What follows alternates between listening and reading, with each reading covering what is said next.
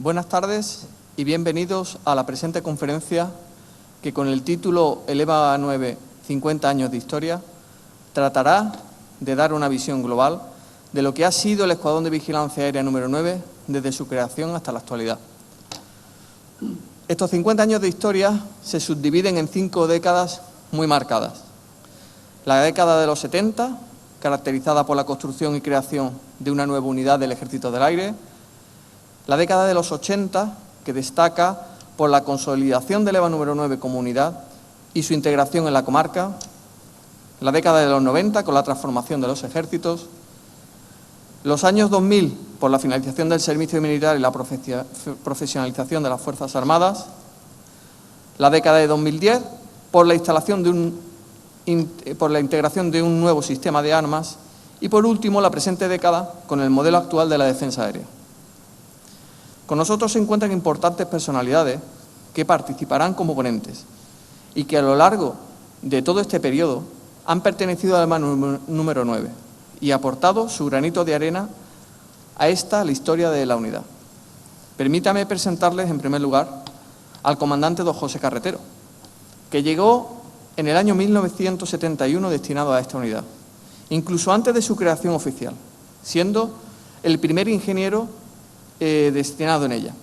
Participó de forma activa en la construcción del asentamiento, las instalaciones auxiliares en las que se ubicó la zona este de Motril y la importantísima para la ciudad de Motril colonia de aviación, un barrio de nueva creación que se construyó al norte de la localidad para alojar al personal destinado en el EVA 9. En unos minutos nos trasladará cómo fue esa década de los 70 y los orígenes de una nueva unidad para el Ejército del Aire. Contamos además con la estimable presencia del suboficial mayor del Ejército del Aire, don Juan María Espárraga Gutiérrez, que perteneció a esta unidad desde el año 82 hasta el año 84 y nos dará un claro enfoque sobre esta unidad en la década de los 80 y cómo fue para aquellos jóvenes militares ayudantes especialistas su paso por una unidad en plena ebullición por su reciente creación.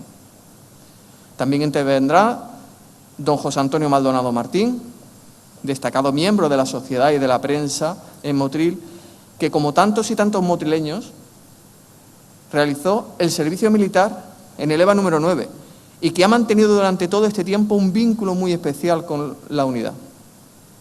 Asimismo, nos acompaña su oficial mayor, don Alejandro Escudero Cañete, que estuvo destinado en esta unidad durante más de 25 años y que actualmente desempeña el cargo de su oficial mayor en la Guardia Real.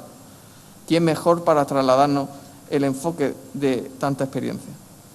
Participará además en la misma el capitán don Fernando Javier Mora Fernández, actual ingeniero del EVA 9 y destinado a la misma desde 2005, que abordará la transición técnica del antiguo radar a un nuevo sistema de armas.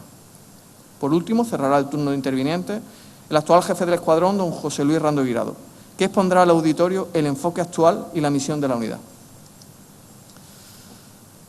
Hay que remontarse a principios de los años 50 del pasado siglo, en que, fruto de los convenios hispano-norteamericanos, se había creado la primitiva red de alerta y control conjunta, los denominados Aircraft Control and Warning Squadrons, ubicados inicialmente en Calatayud, Zaragoza, Villatobas, Toledo, Constantina, Sevilla, Rosas, en Gerona y Alcoy, en Alicante, y el primer COC, Combat Operation Center, en Torrejón. Conforme avanza la siguiente década, por un lado se van produciendo una transferencia del sistema al Ministerio del Aire de la época, cambiando la denominación de esos escuadrones al término castellano de Escuadrón de Alerta y Control, numerándose con el número 1 a Calatayud, con el 2 a Villatobas, 3 a Constantina, 4 a Rosas y 5 a Alcoy. Por otro lado, se va ampliando la red con la creación de nuevos escuadrones. Se crea el número 6 en Elizondo, en Navarra, el 7 en Sóller y el 8 en Gando, en Canarias. Todo ello enmarcado en plena efervescencia de la Guerra Fría, donde la amenaza se encontraba al este. A mediados de los 60 se produce un replanteo estratégico, viéndose la necesidad de ampliar la cobertura al sur peninsular. Se decide desmantelar el Escuadrón de Alerta y Control número 6 de Elizondo y trasladarlo a un nuevo asentamiento, que sería el número consecutivo, es decir, el número 9. El lugar elegido se encuentra en la cima del Monte Conjuro, entre los municipios de Motril, Gualchos y Lújar, iniciándose las obras allá por el año 65. Con grandes dificultades en su construcción, debido a las características geológicas del terreno y restos encontrados de combates de la Guerra Civil. El escuadrón estaría dividido en 3 zonas muy diferenciadas. Zona acuartelamiento, que es la que serviría de apoyo a toda la unidad, donde estarían ubicadas las dependencias administrativas logísticas y la jefatura. Zona residencial, dentro del casco urbano, en el extremo norte, donde se construirían viviendas, así como un pabellón de oficiales. Y una zona técnica, donde se irían ubicados los radares y demás equipos auxiliares. En el año 1971, por orden comunicada 1360 de 11 de agosto, se crea oficialmente el Escuadrón de Alerta y Control, número 9, quedando adscrito al mando de la Defensa Aérea, como parte integrante de la red de alerta y control. Ese mismo año llega destinado el primer jefe del mismo, teniente coronel Gregorio Garcelán Lavela. Ya en 1972 son entregadas las viviendas de la zona residencial, un nuevo barrio en la zona norte de Motril, que inicialmente carecía de aceras, asfaltados o farolas, y desde entonces esa sería conocida como Colonia de Aviación. Durante esos años continúan los trabajos de puesta en marcha del radar, que procedente de Eliozondo, hasta el año 1973 no se pudo integrar dentro del sistema de alerta y control. Se integró con el indicativo radio de Orión. El radar de vigilancia y el de altura son protegidos con sus respectivos radomos, que pasarían a formar parte, desde ese momento, del skyline de Motril y la Sierra de Lújar. Son conocidas como las bolas. Paralelamente, el EVA 9 y su personal se integra plenamente a la sociedad motrileña, siendo nombrado hermano mayor de la cofradía de nuestro Padre Jesús Nazareno y María Santísima de la Esperanza. Cabe destacar que ya en la Semana Santa del 70, los soldados del aún no creado EVA 9 procesionan al Cristo de la Expiración por las calles de Motril. En 1976 se produce el relevo en la jefatura, se incorpora el teniente coronel Julio Pérez Vega y bajo su mando se cambia la denominación de la unidad al actual, que es Escuadrón de Vigilancia Aérea número 9, debido a un cambio en la misión y el sistema de control y vigilancia. Ya comenzado el año 77, finalizan las obras de la zona de acuartelamiento, trasladándose todas las oficinas y dependencias que estaban provisoriamente en la zona residencial. Quedan allí instaladas cuadrillas de tropas, apoyo, jefatura de escuadrón, y con la entrega de la zona de acuartelamiento, las instalaciones del EVA número 9 se consideran completas. En los avances técnicos, resaltar que el 12 de septiembre del 77 el radar queda integrado en el sistema semiautomático, teniendo el personal que adaptarse a nuevos equipos en un tiempo récord. Se pasa de un sistema manual a un sistema semiautomático de defensa aérea denominado SADA, mediante extractores de datos para envío a un nuevo centro de operaciones de combate. Estos primeros años de la unidad están marcados por la creación de una unidad nueva, la construcción de un nuevo barrio y un gran número de jóvenes que llegan destinados aquí y provoca que entre los oficiales nazca la idea de crear un club de suboficiales, que ve la luz en octubre del 78. Finalizamos la década con un cambio de jefatura y llega el teniente coronel Manuel Cubero León Salas.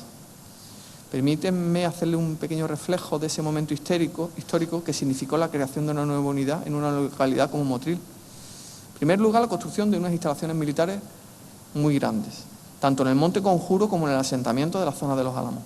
Pero mayor relevancia tuvo para la localidad la edificación de un barrio nuevo en la zona norte, la llegada de un gran número de militares destinados a la unidad junto con su familia, la realización por parte de los jóvenes de la comarca del servicio militar, la creación de empleo y generación de riqueza para la zona y para toda la comarca. Aunque para ello contamos con la estimable presencia del comandante don José Carretero, primer ponente de esta conferencia, que llegó a esta unidad en el año 71 y nos podrá dar una mejor visión de cómo fue esa década de los 70 y los orígenes de una nueva unidad para el Ejército del Aire. Mi comandante. En el año 70, quizá octubre, asciendo a teniente y salen los primeros destinos. Entre unas cosas y otras, nos metemos en noviembre y me acerco a personal en el Ministerio del Aire a ver dónde iba yo. Me encontré por allí a un comandante, que era un hombre muy simpático, muy dicharachero. Se llamaba Federico Jiménez Garrido. No sé si lo habrán conocido algunos de aquí. Garrido me dijo: hombre, ¿usted va para allá? Pues, ¿va a pedir destino? Pues creo que debería ir a Motril. Motril tiene playa, es un sitio muy bueno, tal. Pues yo, ni corto ni precioso, había sacado buen número en la posición, pues pedí Motril. Y recuerdo que el día 16 de enero del año 71, bueno, salí destinado, el 16 de enero del 71, me voy a la Renfe, a Madrid, y digo: deme usted un billete para Motril. Y me mira el tío, pero vamos. Digo: sí, en Granada, un pueblo de Granada. Dice: si no hay tren. Digo: ¿cómo no va a haber tren? Pues no hay tren. Bueno, pues vale. Pues deme usted un billete para Granada. Llego a Granada, yo preguntando a la gente: ¿ustedes saben de Motril? Y ya llegando a Granada, claro, todo el mundo conocía Motril. Pues hay que ir a la Alsina, que está en... Bueno, pues me voy andandito con la maletilla y me cojo la Alsina a Motril. Y llego a mediodía, poco antes de mediodía, serían las 1:30 de la tarde, y empiezo a preguntar: ¿hay aquí algo de Motril, de aviación? ¿Algún cuartel o algo? De verdad que la gente con quien yo tropecé no me sabían decir nada. Pero bueno, ya uno me dice: me parece que he visto yo a un hombre de uniforme que vive en esa calle entrando por allí. Bueno, dejé el Alsina, paraba en el bar de las 4 esquinas, dejé allí la maleta en el bar, dije: ¿me puede usted guardar la maleta? Sí, claro.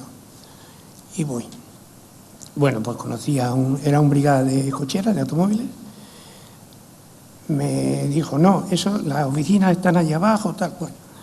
Bueno, me busco con él una pensión y al día siguiente me presento en la oficina. Me costó trabajo llegar, y el caso es que casi todo el mundo sabía que había algo de aviación en Motril. Bueno, pues voy preguntando, llego a la oficina, me presento, y claro, la oficinita estaba en la calle Pablo Picasso. Lo que sí recuerdo que al lado había un bar que se llama todavía La Redonda, y aquello sí estaba animadillo de gente de uniforme, porque la labor entonces era muy pequeña, todavía no habían entregado nada, y simplemente nosotros, los que luego ya, cuando yo ya me incorporé y tal, sí subíamos diariamente a ver cómo iban las obras, a ver lo que faltaba, y sobre todo ir haciendo una relación muy importante para nosotros de lo que nos hacía falta. Porque siempre cuando entregan una cosa parece que va a estar todo solucionado. No. Es cuando empieza el trabajo. Bueno, pues en realidad todo fue bastante bien hasta que empezaba a funcionar, empezó lo primero la central eléctrica, bueno, estaba ya funcionando, de la zona técnica.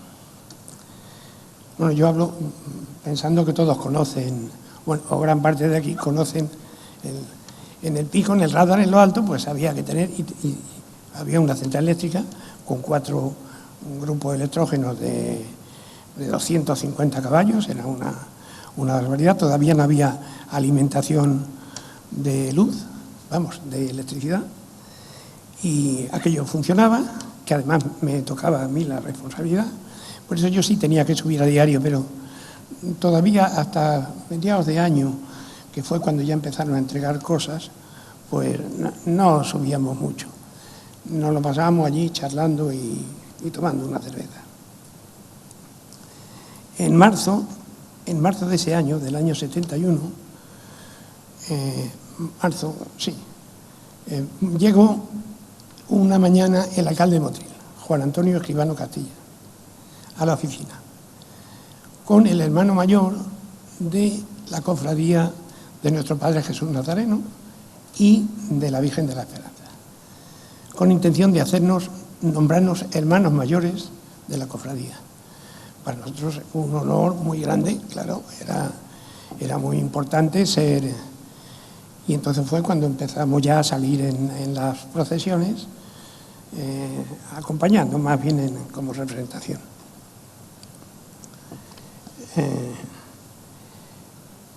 Nosotros seguíamos subiendo al pico porque, claro, poco a poco teníamos que, sobre todo, hacer relación de necesidades para cuando nos dijeran, aquí está, que eso fue en agosto. Antes, los soldados, todos los que había aquí, que eran muy poquitos, pues todos eran de la zona, eran de su casa, vivían en su casa y por la mañana iban a trabajar. Bueno, claro, ya cuando nos entregaron la zona técnica, de las primeras cosas que hubo que montar fue el retén de policía, la cocina, luego nombraré a gente que participaron mucho en aquellos momentos.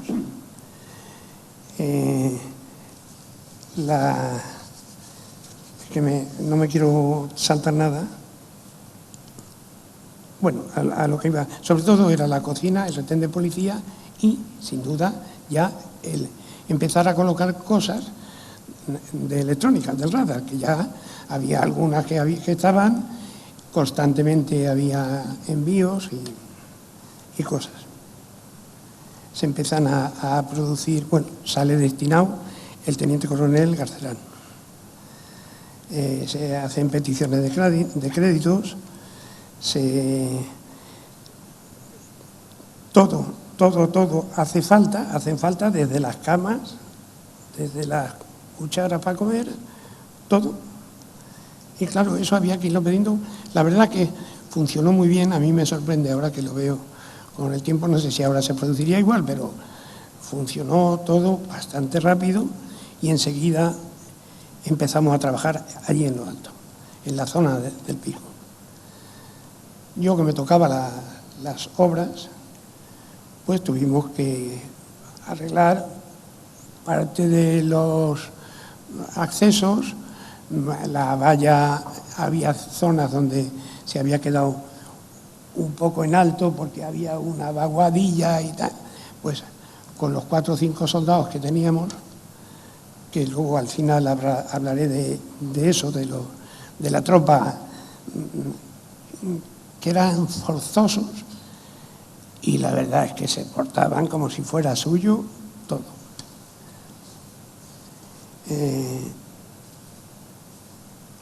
Me enrollo, pues eso. Cuando estamos en plena puesta en marcha de la zona técnica, aunque el radar todavía no funciona, pero sí estaba funcionando cosas, nos entregan la zona residencial. Bueno, la zona residencial que estaba apartada de Motril, en los altos de Motril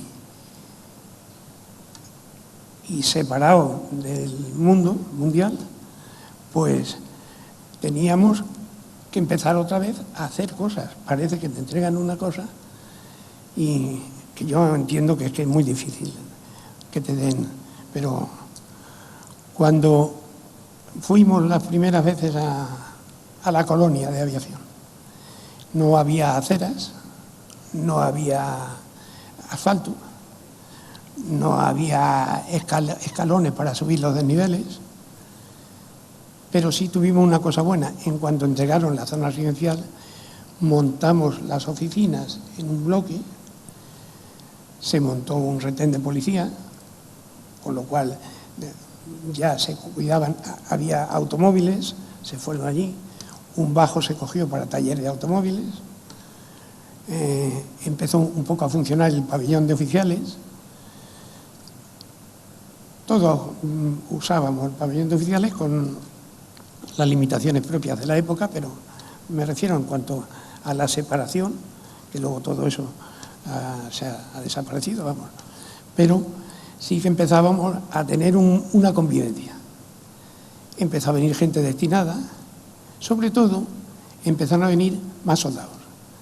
Los soldados me daban a mí la posibilidad de hacer muchas cosas con muy poquito dinero. muy poquito, hasta el punto de que íbamos a cargar la arena a la playa. Pedimos el oportuno permiso al puerto, al ingeniero del puerto, porque no había todavía crédito suficiente para hacer nada. Y con 4 sacos de cemento, un camioncillo de arena y 4 o 5 soldados apañados, pues fuimos haciendo muchas cosillas en la colonia. En el Pico, en la colonia me refiero, en la zona residencial. En el Pico seguíamos trabajando ya con bastante fluidez.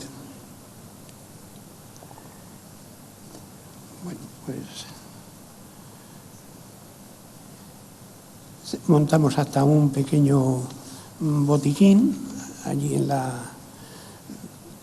que, bueno, pues iba funcionando como podíamos. Vino ya un médico destinado, un ATS, y nos empezamos a ir bandeando. El estar arriba hizo, sobre todo el haber más gente, que las patronas, las celebraciones entre nosotros fueran mejorándose, se fueran haciendo cada vez mayores y que empezara a venir gente de Motril, porque todos nos echábamos amigos. Claro, yo todavía estaba soltero al principio, luego ya no. Y claro, como no, pues te echas amigos o amigas y subían a la patrona y empezamos a integrarnos mucho. Empezaron a venir más gente destinada y esas eran de Motril, porque todavía no había nada más que el dormitorio de la zona técnica, muy pequeño, para el retén de policía pequeño de allá arriba. Eso nos fue haciendo y nos metiendo mucho en el alma de los motrileños, de la gente normal. Y ellos nos empezaron a querer, íbamos por cualquier lado y te invitaban a una cerveza, querían. La mayoría porque iban a venir luego sus hijos a hacer la mili. Pero la realidad es que tuvimos un cartel, bueno, impresionante. Las patronas eran, bueno, subía la OGE con la banda de corneta y tambores a tocar Diana Floreada. La hacíamos como la patrona del 10, pues esto lo hacíamos el día 8, que siempre es fiesta. Hacíamos la patrona de los niños y empezaban a las 7 de la mañana los puñeteros tocando la Diana Floreada, y luego cuando acababan la Diana repartíamos a todos los cornetas y todas las tambores. Cada padre se llevaba los que quería para darle de desayunar en su casa. Claro, eso va creando unos vínculos muy entrañables. Me sigue pasando el tiempo, no me quiero saltar nada. Viene destinado como teniente coronel don Julio Pérez Vega, ya estamos del 76, 77. Nos entregan el acuartelamiento. Otra vez hay que empezar, aunque ya más organizado, porque ya estábamos nosotros también más organizados, hay que empezar a hacer cosas, porque el acuartelamiento son unos salones muy grandes y hay que hacer oficinas, y hay que partirlo, y hay que pedir material, abrir la capilla, pedir todo, el botiquín, el pabellón de suboficiales, muy hermoso, muy bonito y muy bien. Lo único que estaba bien dotado, que también nos lo amueblaron completo y lo dejaron muy bien. Bueno, pues en el cuartel empezó a hacerse el periodo de instrucción, ya los soldados no venían con el periodo de instrucción hecho, y empezó a hacerse ahí. Los soldados eran todos de Motril, un 90% o 95% eran de Motril. Claro, venían, nos conocían los padres, nos conocían los hermanos, nos conocían los tíos. Siempre había por allí alguien que es mi niño, que no sé qué, que es mi niño. Que... Bueno, estoy refiriéndome a cómo nos empapábamos de vivir en Motril. Porque es que era diario, no era nada. A la hora de pedir destino había más recomendaciones que soldados, para destinar a los muchachos aquí. Bueno, pues nada más que voy a contar, porque empezó ahí cada vez mejor, todo más completo, y ya nos íbamos sintiendo más aviación de Motril, más motrileños, pero creo que con eso hace un poco que se vaya dentro del escuadrón, que al principio éramos... No, es que hacía falta que hasta para salir a bajar a Motril, o te llevaba el autobús al niño al colegio, o no había coches como ahora. Podía bajar, si estaba el marido y tenía el coche, pues bajaba para comprar para 2 o para 3. Y se vivía muy en familia. Nuestro EVA 9 empezó siendo una familia de verdad, de las que, vamos, ya quisieran muchas llevarse como nos llevábamos entonces. También sucedió una cosa muy entrañable para mí, que un día, pues, Semana Santa o por ahí, no, antes de Semana Santa, y llega el alcalde de Motril con el hermano mayor y con esto, y dice que no te podemos pagar costaleros. Bueno, a ver si tú crees que los soldados quisieran llevar a... Bueno, vamos a ver. En el día militar, que eran los miércoles por la tarde, me voy y digo, vamos a ver, señores, somos hermanos mayores de la cofradía de nuestro Padre Jesús Nazareno. No hay dinero para pagar los costaleros y el Cristo no puede salir. Que den un paso al frente el que quiera colaborar. Claro. Los 50 o 60 que había en el día militar, o 70, todo. Bueno, pues perfecto. Aquel año sacaron a hombros, que se dice pronto, pero ese botón que todos tenemos en el uniforme aquí, se clava. Cuando llevas al Cristo encima, salían con un moratón aquí las criaturas, pero se notaban eufóricos por llevar ese peso, nunca mejor dicho, encima. Bueno, pues eso como dato que nos hizo también, pues eso, seguir metiéndonos en Motril, siendo motrileños. Bueno, ya casi mis 10 años de los que yo me han tocado hablar, que podríamos hablar estar todo el día,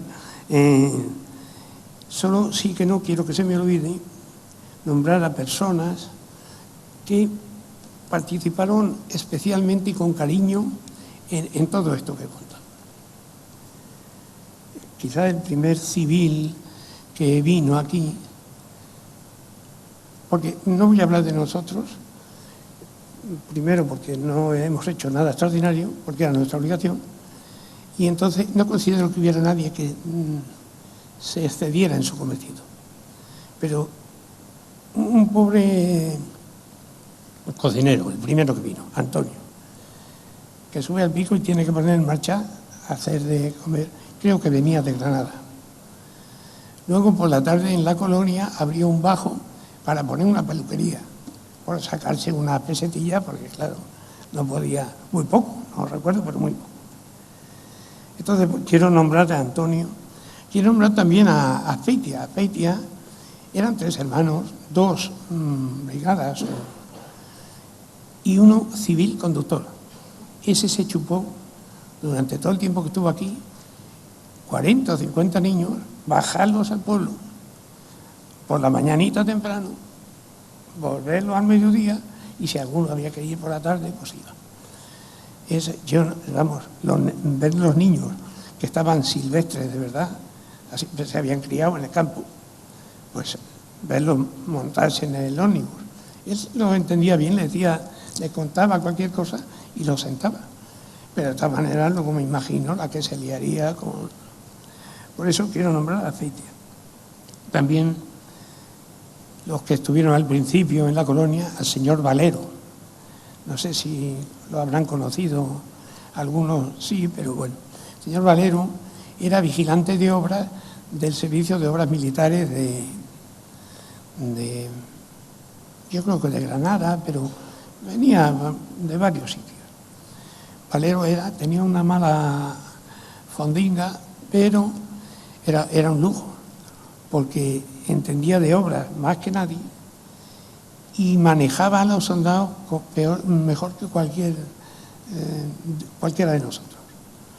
Los manejaba bien, les sacaba un rendimiento extraordinario y hizo muchas cosas de la zona residencial, están hechas gracias a este señor Valero. También quiero, que no se me olvide nadie, bueno, todo el personal civil, estoy muy agradecido porque cuando había verdadera necesidad de trabajar y pocos beneficios, todos dieron el callo, todos los que estuvieron aquí, tanto los técnicos del radar como los que yo tenía más directamente, fontaneros, electricistas, tal. Las limpiadoras también.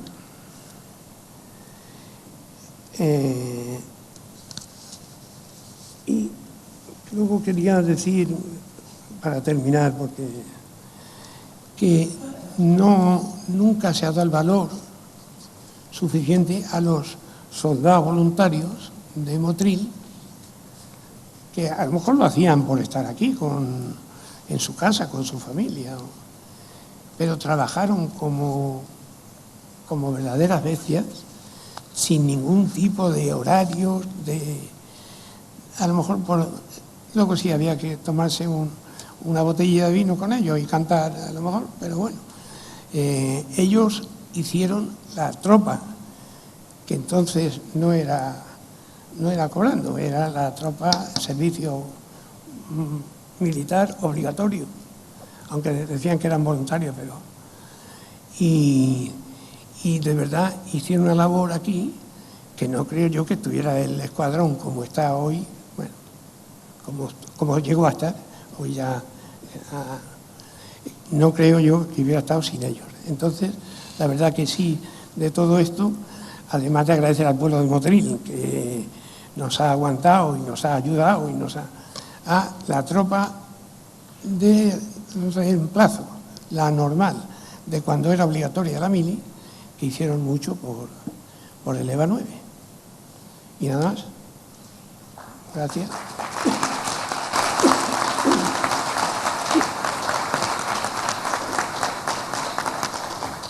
Muchas gracias, mi comandante, por su intervención y por plasmarnos con tanta claridad esos primeros años de esta unidad.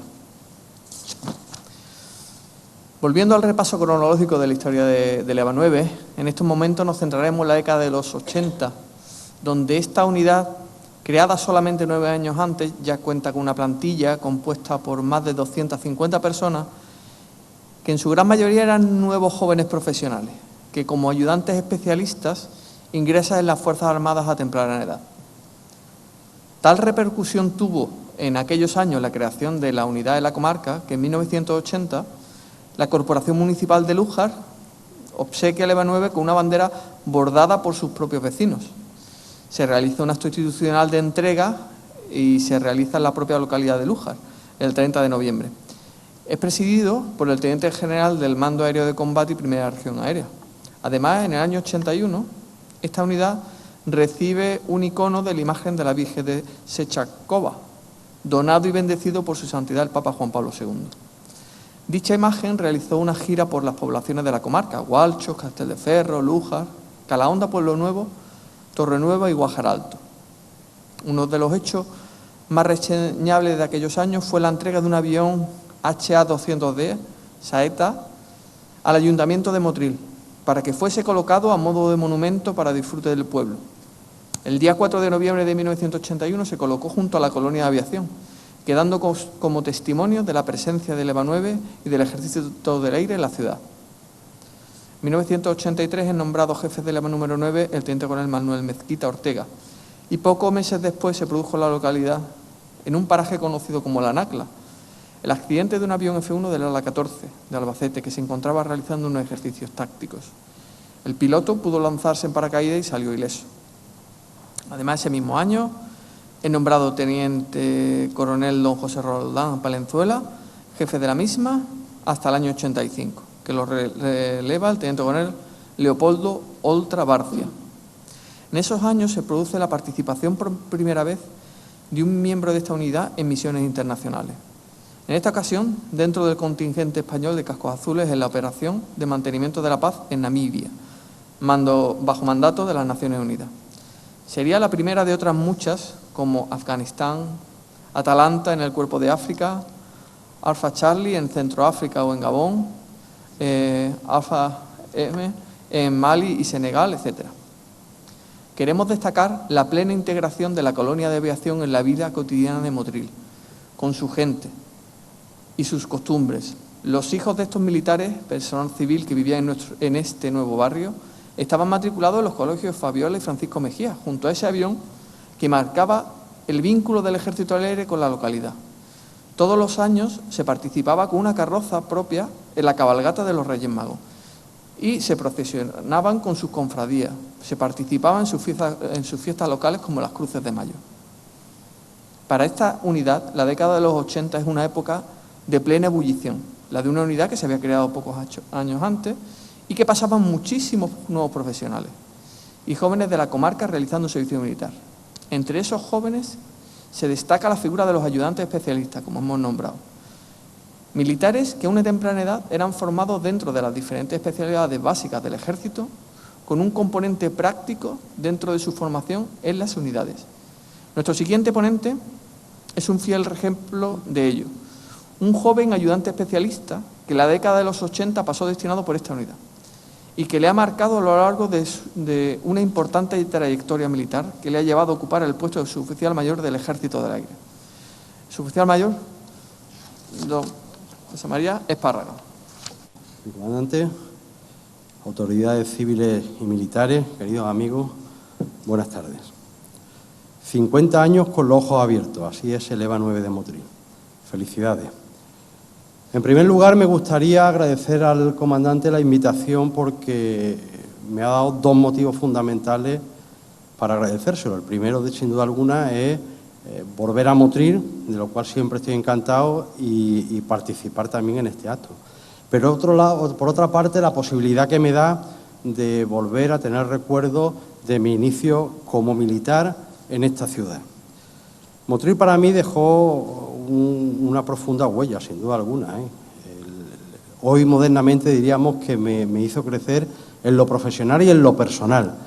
Y militarmente, pues tengo que decir que también fue un inicio con gente muy experta, muy profesional, muy humana, y eso dejó también algo en mí, que me ha servido no solo para iniciarme en aquella época, sino para transitar durante toda mi carrera, donde ya pues prácticamente van quedando más recuerdos y menos proyectos. Enhorabuena al EVA 9 por su aniversario, por estos 50 años dando seguridad a todos los españoles.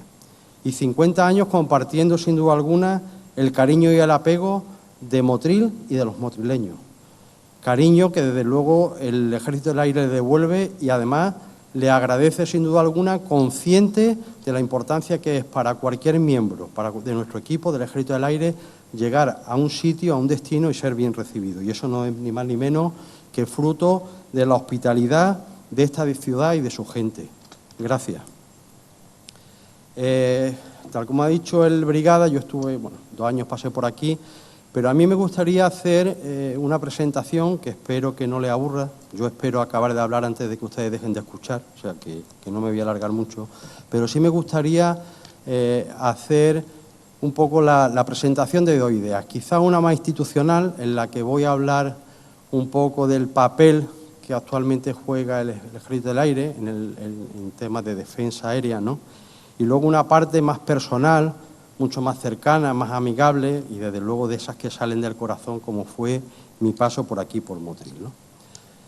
Si esta pandemia nos ha enseñado algo, sin duda alguna, es que la flexibilidad y la capacidad de adaptación pues, son fundamentales para enfrentarse a tiempos difíciles, ¿no? Y así lo ha hecho el Ejército del Aire cuando se ha sumado al resto de las Fuerzas Armadas pues un poco para ayudar y atender aquellas peticiones institucionales que se le han hecho a las Fuerzas Armadas, donde hemos puesto todo lo que teníamos, pero con un matiz importante. No hemos olvidado en ningún momento en el Ejército del Aire que teníamos varias misiones que cumplir, pero fundamentalmente aquella que nos caracteriza y que no es otra que la vigilancia del espacio aéreo de soberanía nacional.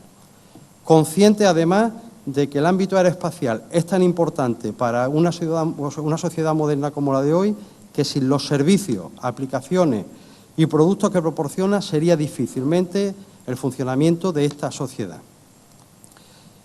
Hoy día no podríamos, sin duda alguna, imaginar un espacio aéreo que no esté controlado y seguro. Nuestra sociedad depende de innumerables recursos y actividades relacionadas con el aire y con el espacio, siendo evidentemente una necesaria libertad de acción y seguridad en ese entorno donde poder disfrutar del progreso y bienestar. Pero si a esa seguridad también le damos otra visión, la vemos de otra perspectiva y tenemos en cuenta que la primera industria nacional en España es el turismo, que ocupa o nos ocupa más del 80% de las visitas, pues resulta que nos llegan por vía aérea.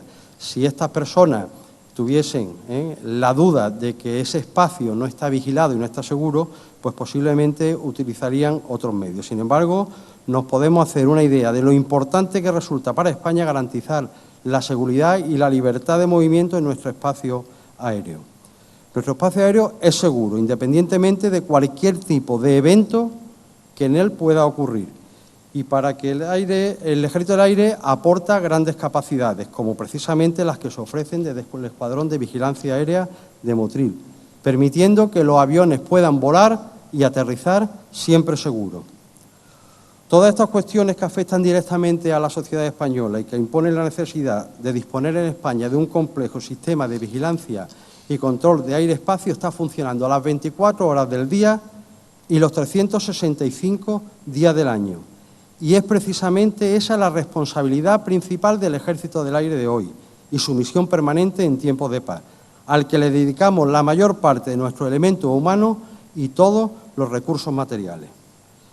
Y a pesar de las limitaciones que tenemos desde hace ya años por las crisis económicas que hemos sufrido y ahora pues lo que podemos esperar después de esta pandemia, pues los aviadores asumimos todos los días esos desafíos y cumplimos con nuestro cometido con los recursos que se nos asignan actualmente. Hemos comentado la responsabilidad principal y la misión a la que le dedicamos en el Ejército del Aire la mayor parte de nuestro esfuerzo, que es la vigilancia, como he dicho, y control del aire y la vigilancia del espacio, todos los días del año sin interrupción.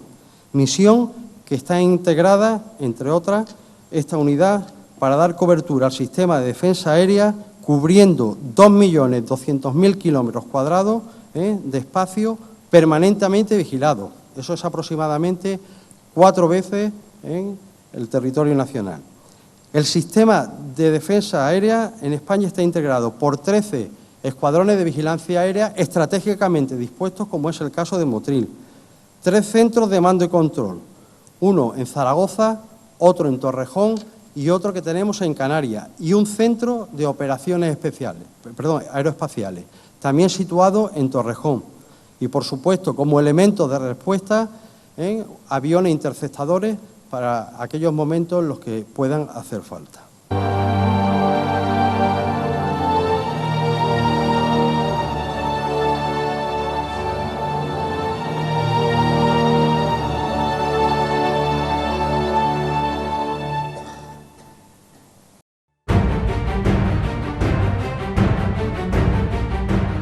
El Ejército del Aire dispone permanentemente de medios y personal en las bases aéreas, radares de vigilancia y centros de mando y control ubicados a lo largo del territorio nacional de una forma estratégica, lo que le permite llevar a cabo la misión de vigilancia y control del espacio aéreo de soberanía nacional. Durante las 24 horas del día, los 365 días del año, se vigilan los miles de movimientos de aeronaves que diariamente pasan por nuestro espacio aéreo. Los radares de vigilancia aérea están constantemente enviando datos a los centros de control, donde se comprueba que todas ellas tienen un plan de vuelo y no representan ninguna amenaza. Si por el contrario alguno de los centros de control detectase algún tipo de aeronave con la que no se pudiera comunicar, que no tuviera plan de vuelo aprobado o que se sospechara que estuviera realizando alguna actividad delictiva o siendo víctima de ella, se activaría la alarma para que un caza despegara en un tiempo mínimo. La seguridad y defensa aérea de España se encuentran garantizadas por la labor de los hombres y mujeres que el Ejército del Aire dedica permanentemente a esta misión. Sí, Madrid, buenos días. ¿En qué zona está? Con pérdida de comunicaciones y desvío de ruta. Venga, vale, gracias. Mi capitán, una aeronave al sur de Salamanca con pérdida de comunicaciones y se está desviando de la ruta prevista. TPO, reclasifica al kilo. Fighter Locator, comienza llamadas seguras. Spanish Air Defense System, Colin La Girl, cantidad de Civilian los más de Aircraft, Walking Mode 250 of millones de pasajeros 5021. que han usado nuestros South aeropuertos Salamanca, durante el último año, heading 075, acknowledge. No responde. Centro de Operaciones Aéreas, buenos días. Pegaso, buenos días. Para comunicarle, tenemos una aeronave con número de trampa Kilo Lima 233. Ha interrumpido comunicaciones y se ha desviado de su ruta ahora mismo 20 millas al sur de Salamanca. El campo Torrejón ya ha sido informado y se han realizado llamadas en guardia de momento con resultado negativo. A las 10:08 ahí solicitamos transferencia de autoridad al CAOC Torrejón del Yankee Oscar 01 y ordenamos el Alpha Scramble para hacer identificación de trazado. Transferencia de autoridad y Alpha Scramble Yankee Oscar 01 para BID de la Kilo Lima 233. Afirmativo.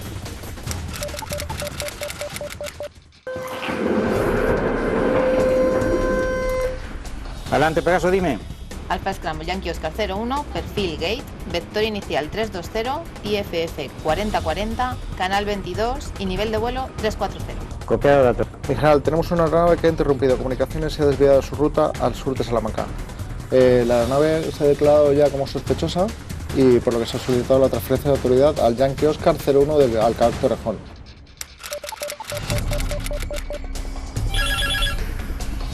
Capitán Bengocha, Barragón. Sí, mi capitán.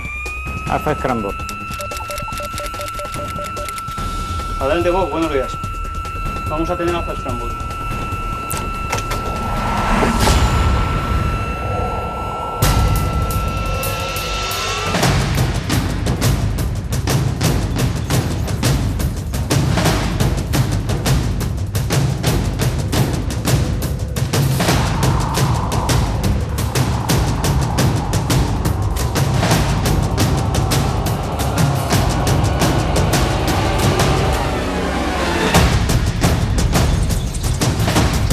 Oscar 01 with the scramble numbers. Request taxi and take off data. Yankee Oscar 01, good morning, taxi and hold short of the runway. The wind 310 at 12, QNH 1021, report when ready. Alpha 50 Tower, Yankee Oscar 01, reaching shore runway 27, ready for departure. Pegaso, this is Yankee Oscar 01, running 53070. Yankee Oscar 01, Pegaso, positive radar contact, check, weapon safe, altimeter standard. TAS, BID, NATO, track number, Kilo Lima 233. Boogie, Bra, 320, 200, fall about 350, tracking, northeast.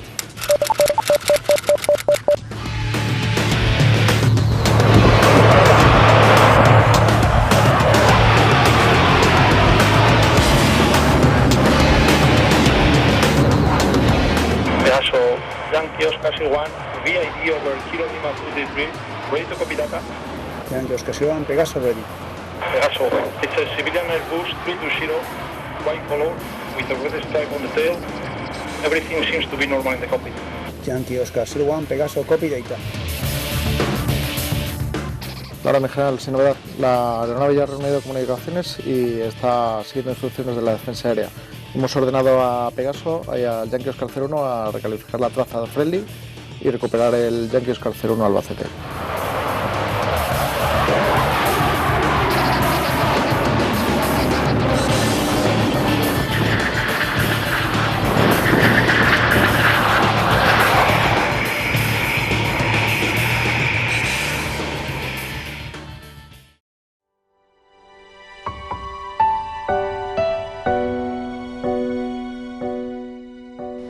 mires al cielo, cualquier día del año y a cualquier hora, disfruta del sol o las estrellas.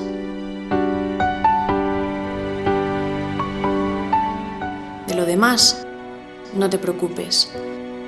Nos ocupamos de este equipo de personas que formamos el Ejército del Aire.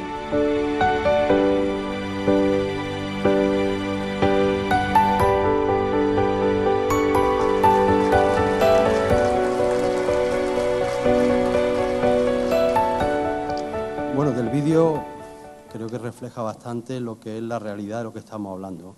Ejército del Aire, misión fundamental que tiene y gente dedicada todos los días del año y las 24 horas, por supuesto. No voy a hablar mucho más porque está aquí el Teniente Coronel Sarrebollo, con el cual tengo el placer de compartir destino en el gabinete del Jefe de Estado Mayor, que es piloto de Eurofighter y le habrá tocado más de una de estas, ¿no? O sea que no voy a contar mucho más para no meter la pata.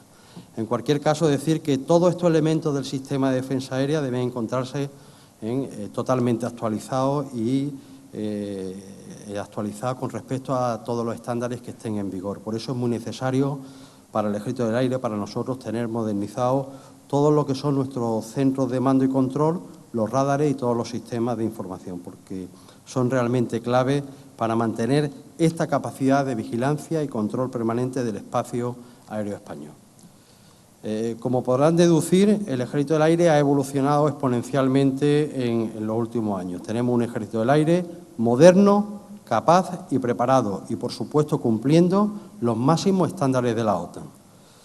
Pero si hemos alcanzado un avance, ya digo, exponencialmente, que hemos crecido, un avance puntero en lo tecnológico, por supuesto, también en lo humano, teniendo una institución formada por gente entregada y muy profesional, que además mantiene intactos sus valores y la esencia militar. Dentro de todo este contexto que acabo de exponer de cómo somos, de los recursos y de lo que hacemos, pues un poco como suboficial mayor del Ejército del Aire, me gustaría transmitir cuál es el papel fundamental de los suboficiales del EVA 9 y, por ende, de los suboficiales de todo el Ejército del Aire.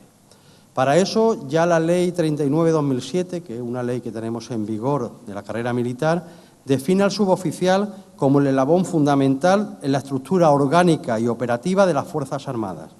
Y efectivamente esto es así. Los suboficiales desempeñan funciones operativas, técnicas, logísticas, administrativas o docentes. El suboficial de hoy es la columna vertebral del Ejército del Aire, con un nivel de responsabilidad que es crucial para el cumplimiento de la misión. Por todo ello, además, estamos centrando todos nuestros esfuerzos en el desarrollo de nuevos modelos de carrera que permitan, entre otras muchas cosas, la adaptación a estos tiempos modernos y, por lo tanto, la adaptación a estas nuevas capacidades que tiene el Ejército del Aire. Y para eso, tanto en nuestra Academia Básica del Aire, en León, como en la escuela de referencia de cada una de las especialidades, un montón de compañeros se esfuerzan día a día en que nuestro personal, una vez que termina su parte de formación o perfeccionamiento, salga perfectamente preparado y sea capaz de adaptarse a los nuevos escenarios de actuación que hoy por hoy exige la fuerza. En los próximos años, las misiones y cometidos del Ejército del Aire evolucionarán sin duda alguna y con ello también van a evolucionar los nuevos dominios de operación y de fuerza aeroespacial. Y ahí estarán los suboficiales del siglo XXI. Los aviadores que realmente formamos parte de este Ejército del Aire miramos el futuro con ilusión y con mucho optimismo, conscientes de la responsabilidad que supone nuestra aportación para que el aire y el espacio sigan siendo un entorno seguro que contribuya al desarrollo de una España que hoy más que nunca necesita tener un Ejército del Aire como fuerza aeroespacial del siglo XXI. Hecha esta parte de exposición, quizás más teórica, yo voy a pasar a comentar algo de mi experiencia personal y mi paso por aquí, por Motril, ¿no? Allí aparece un número que posiblemente nadie lo pueda situar qué es, ¿no? Y son los días que hoy se cumplen desde el primer día que yo llegué a Motril. 14.146, para que nadie haga cuentas, casi 39 años. Un militar de Estado Mayor diría que mi visión estratégica y planeamiento no fue acertado, porque yo llegué a Motril un 21 de agosto de 1982 y justo la semana antes había sido la feria, con lo cual llegué tarde, me la perdí ese año. Recuerdo perfectamente esa tarde, ¿no? Porque llegué desde Málaga, al Sina Grae, al cuartel, y luego entiendo yo que lo normal es lo propio y lo típico, ¿no? Paseo por la explanada, bocadillo en Casa Vallejo y vuelta al cuartel. En ese momento era todo un jovencito, ¿no? Pues cargado de pasión e ilusión cuando llegué a Motril. Hay una foto en la planta de energía, ¿no? Que es donde estaba destinado. En esa fecha llegamos procedentes de las distintas especialidades como aproximadamente una docena de ayudantes especialistas, que veníamos con una enorme ilusión, pasión y, por supuesto, también con mucha expectativa a ver lo que encontrábamos en Motril.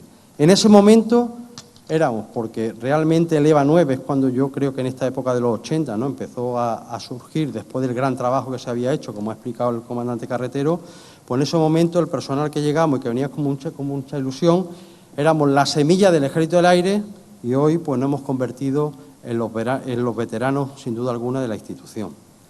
Me han dicho que hable de los años 80, que fue los 2 años que yo pasé por aquí, y cuántas veces hemos oído que hubo tiempos mejores. Yo no sé si eso es así, pero desde luego para mí los 80 fueron fantásticos, ¿no? Y aquí podemos ver ya una de las noticias importantes que ocurrió en los 80, ¿no? O sea, que el que es futbolero, los que tenemos corazón malaguista, también tenemos aquí un resultado importante, que es el 6-2 al Real Madrid y el 5-1 al Atleti en la misma temporada, en el año 83. O sea, que por eso digo que no fue tan mala. Lo del Atleti igual alguno, por allí por aquella esquina, no me mira bien.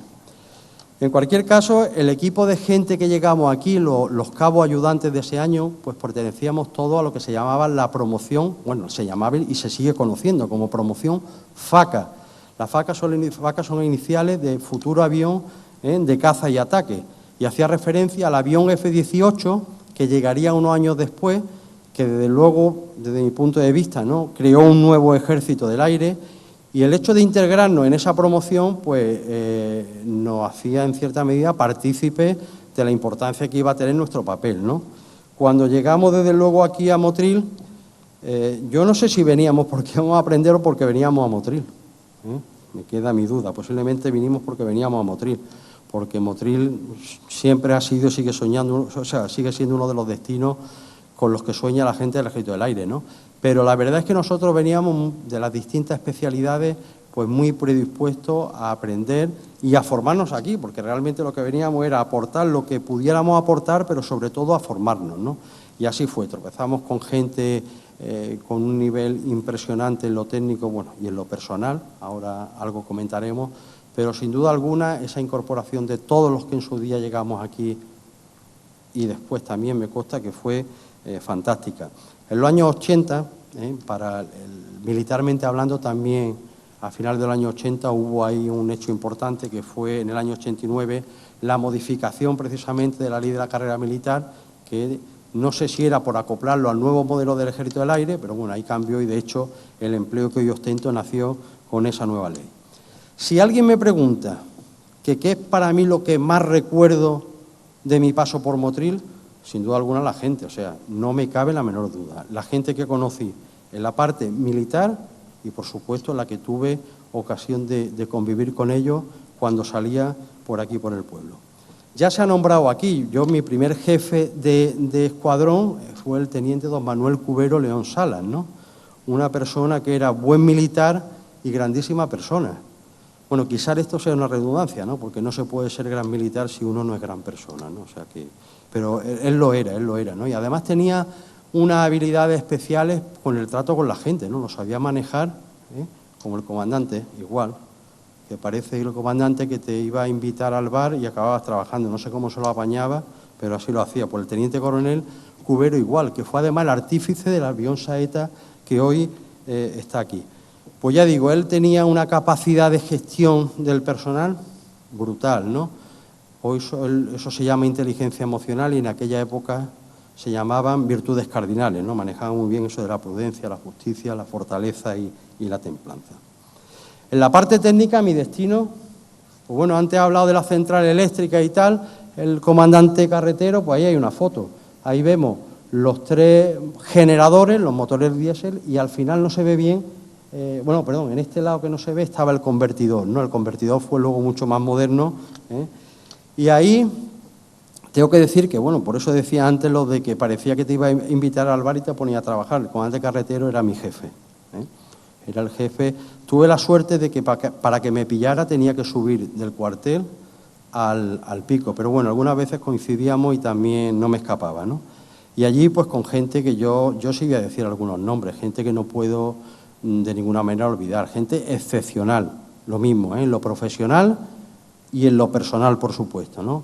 En la parte técnica, por decir de alguna manera, recuerdo al subteniente Serafín, este también era una persona, era todo un señor, estuvo su vinculación a Motril, pero él vivía en Granada, luego pasó destinado a Granada, pero luego había gente que las familias me consta que siguen viviendo en Motril, ¿no? El subteniente Sánchez en aquella época, José Sánchez Sánchez, Ángel Taudín también, me imagino que a alguien le sonará por aquí, ¿no? Sánchez Rovira, Alfredo Sánchez Rovira, que se fue, con el que coincidí también luego en Zaragoza precisamente, y luego gente que de vez en cuando coincido con ellos, que es Pepe Aguacil y justo que García Velasco, que sigue por ahí por Motril, ¿no? Y luego tengo un recuerdo muy especial de gente de tropa que hizo la mili allí y que vive aquí en Motril. Lo que pasa es que yo no sé si, además estando aquí la autoridad, si me salto esto de la ley de protección de datos no voy a decir nombre, pero sí les tengo un cariño, bueno, enorme, porque son gente con la que yo vivía el día a día aquí en Motril. Son los que a mí me enseñaron a vivir en Motril. Y luego había gente que también, yo llegué aquí pues muy jovencito, y había gente que eran compañeros de tropa en ese momento, a los que yo les sigo manteniendo un recuerdo excepcional, porque tuve con ellos la oportunidad no solo de convivir, sino que como personas y militares me transmitieron mucho, ¿no? Y era gente que estaban destinados en el cuartel, pertenecían en aquella época a lo que era la escala de tropa y servicio. Los especialistas estábamos mayoritariamente en el pico, pero como yo vivía en el Motril, pues convivía mucho con ellos, ¿no? Al vivir aquí en el cuartel. Y bueno, no sé si alguno incluso estará por aquí, ¿no?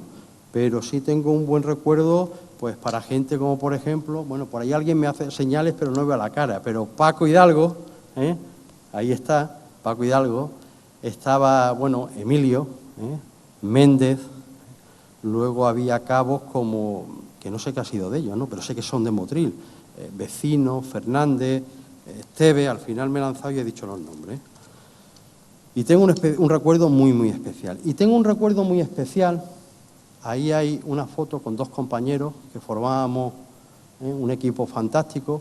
Uno de ellos yo esperaba que estuviese aquí, algo le ha ocurrido, que es Pepe Ortiz, no sé si alguno lo conoce, el de la izquierda, y al de la derecha le tengo un especial recuerdo, porque era un compañero, Paco Martín, que ascendió a cabo primero, se fue fuera destinado y estando en Granada, en un accidente entre Granada y Motril, que es donde vivía, pues falleció. Le sigo teniendo un recuerdo y un cariño muy, muy especial. Y hay también una persona a la que igual, si está por aquí, alguien dice, joder, pues se ha olvidado de mí, ¿no? Y era a otro cabo primero, que era Pepe Márquez, ¿no? Y no es que me haya olvidado de él, sino que me quiero acordar de Pepe Márquez y de la familia Márquez, que en esa época llevaban lo que era la cantina del cuartel. Me acuerdo perfectamente de Pepe, bueno, de sus padres, ¿no? De Antonio, de Juanjo y de Marisa, ¿no? Que era la hermana pequeña. Y los padres son, en cierto modo, bueno, buenos motrileños sin duda alguna, pero además son personas que no solo me enseñaron cosas de Motril, a mí me cuidaban como un hijo, y no solo me enseñaban cosas de Motril, sino que además me enseñaron a querer a Motril, y sin duda alguna le tengo un recuerdo muy, muy cariñoso. A mí me pilló aquí también algo de lo que ya se ha hablado, ¿no? Que fue el accidente del Mirage F1. En esa época, esto fue un 11 de octubre el accidente, un día antes de la Virgen del Pilar. Precisamente yo hacía guardia en la colonia y recuerdo una anécdota porque es que tuvimos la suerte de que el capitán Vera, que pilotaba este F1 de Albacete, pues no le ocurrió nada. Yo estaba de guardia en la colonia y dio la casualidad que bajó un señor y me decía, oye, que ha habido un accidente uno de los pilotos se ha salvado, pero el otro no. A uno se le ha abierto el paracaídas, pero al otro no. Claro, a uno se le había abierto el paracaídas y el otro, lo que el hombre no sabía es que era el asiento que se había separado y no tenía paracaídas, pero el hombre venía apurado.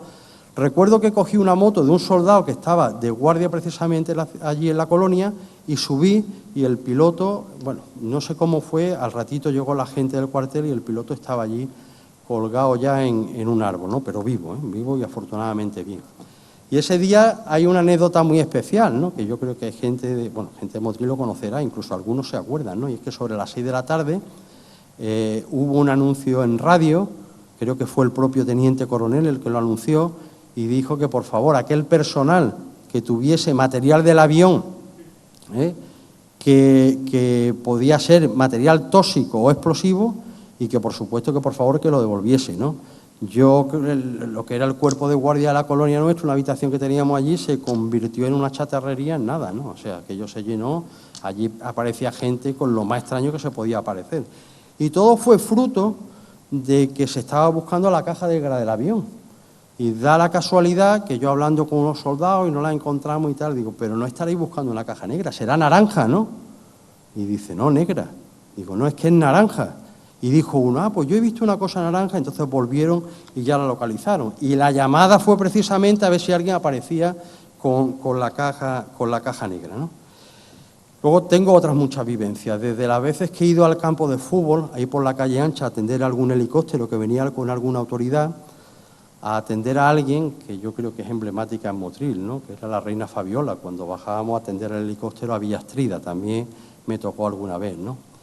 Y luego recuerdo muy mucho algo que, bueno, para mí era divertido, la gente hoy paga por eso del turismo rural, y yo es que muchas noches de verano subía a la Fuente del Moral a conectar los motores para subir agua al pico, porque claro, en el verano si lo poníamos durante el día la temperatura hacía que saltaran y no subíamos agua, ¿no? Y además voy a reconocer, quizás por primera vez, porque está aquí el que era mi jefe en ese momento y no lo sabía, ¿no? Alguna fiesta hubo porque al lado estaba la casa del guarda forestal, y ya quisieran algunos chilados tener las fiestas que tenía en aquella época allá arriba, sin duda alguna. Y bueno, militarmente tampoco me quiero extender mucho más, pero lo que sí les quiero decir, aparte de gracias a la gente de Motril, que yo, bueno, sigo vinculado a Motril.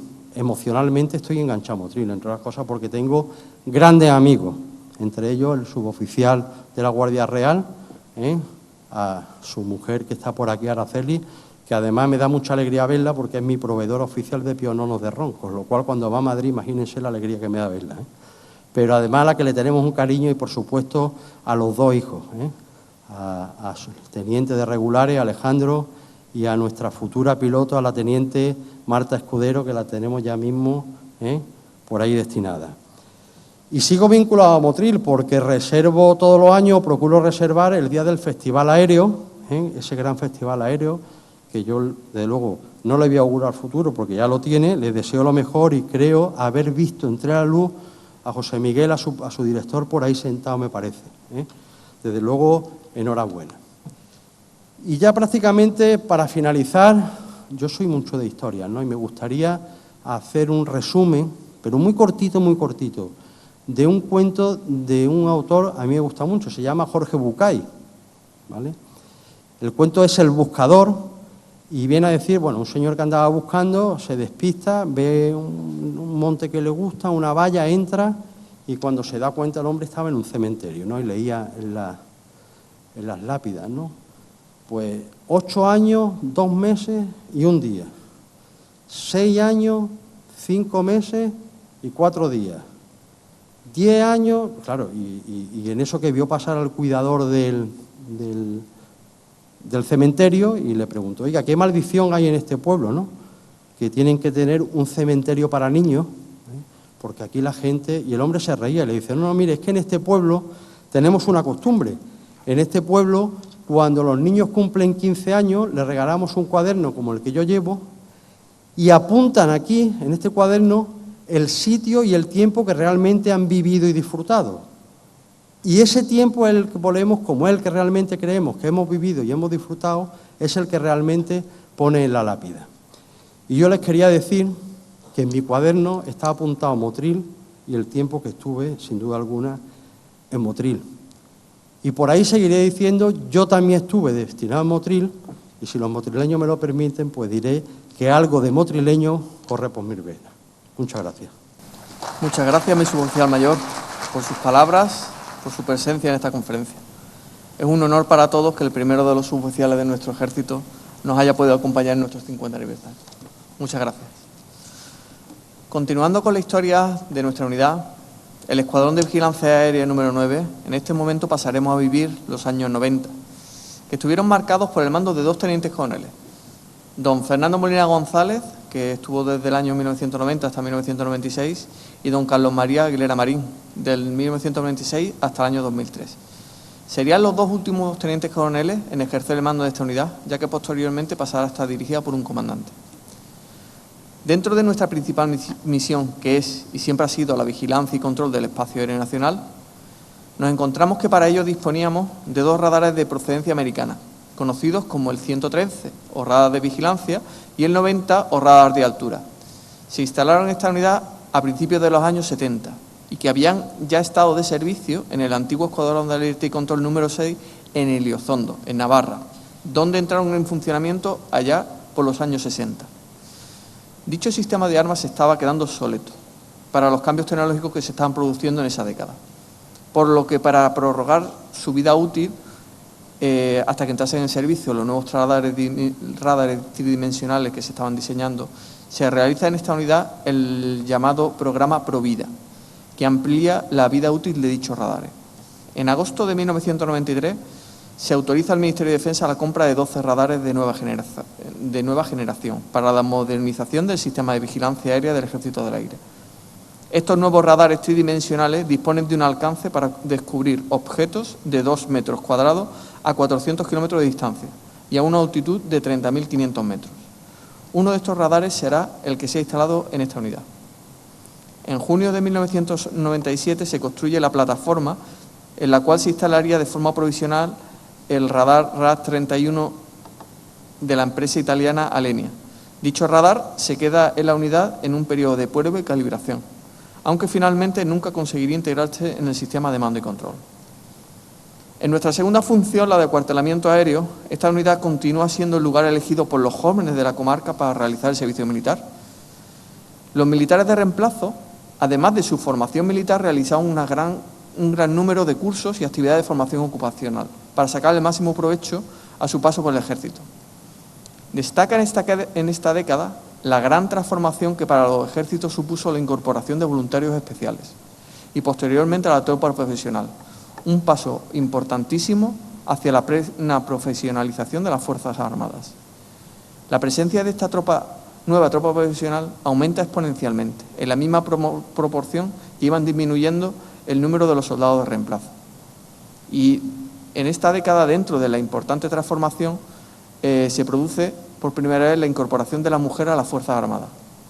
El primer personal femenino llegó aquí destinado en el año 94 y desde entonces se ha convertido en una pieza angular de la unidad, ocupando cualquier puesto de la misma, ya sea dentro de la escala de oficiales, suboficiales o tropas o el Cuerpo Militar de Sanidad. Realiza las mismas funciones que el personal masculino, incluyendo su participación en misiones internacionales. Actualmente, el personal femenino de la unidad es de un 15% de la plantilla.